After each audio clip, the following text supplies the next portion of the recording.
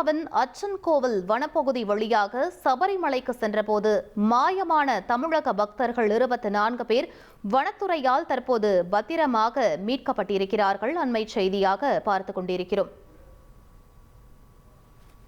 இது பற்றிய மேலும் விவரங்களை எமது செய்தியாளர் சிவசபாபதி வழங்கிட கேட்கலாம். சிவசபாபதி, தற்போது 24 பக்தர்கள் எப்படி இருக்கிறாங்க? அவர்கள் எங்கு வைத்து அடையாளம் காணப்பட்டாங்க? முழு விவரங்களை பதிவு பண்ணுங்க சிவசபாபதி. புகழ்பெற்ற சபரிமலை ஐயப்பன் கோவில் மண்டல காலத்துக்கான நடை திறக்கப்பட்டதிலிருந்து லட்சக்கணக்கான பக்தர்கள் பாத்தீங்கன்னா சபரிமலைக்கு சென்றுட்டு இருக்காங்க.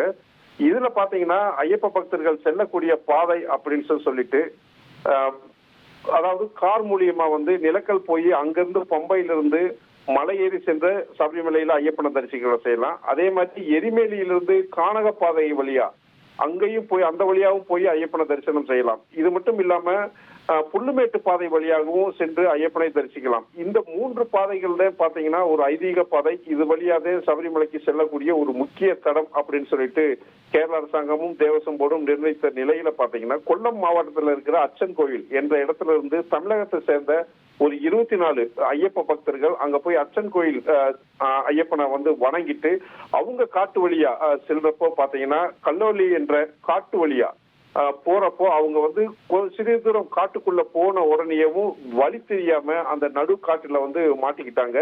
இது குறித்து அவங்களுக்கு செய்வது அறியாம ஒண்ணுமே செய்ய முடியாம அங்க இருந்து பாத்தீங்கன்னா வனத்துறையினரை தொடர்பு கொண்டிருக்காங்க.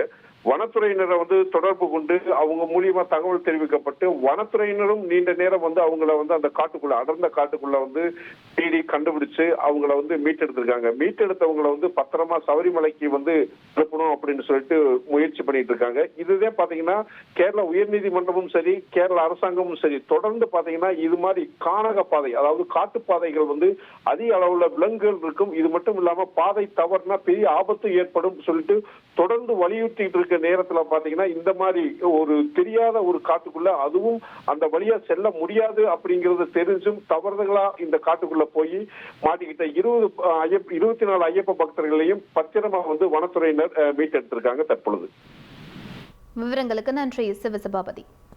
ட்ரெண்ட ஃப்ரெண்ட் ஆக்கிக்கோங்க. தந்தி டிவியின் சப்ஸ்கிரைபர்ஸ் அண்ட் ஃபாலோவர்ஸ் குடும்பத்துல நீங்களும் இணையுங்க.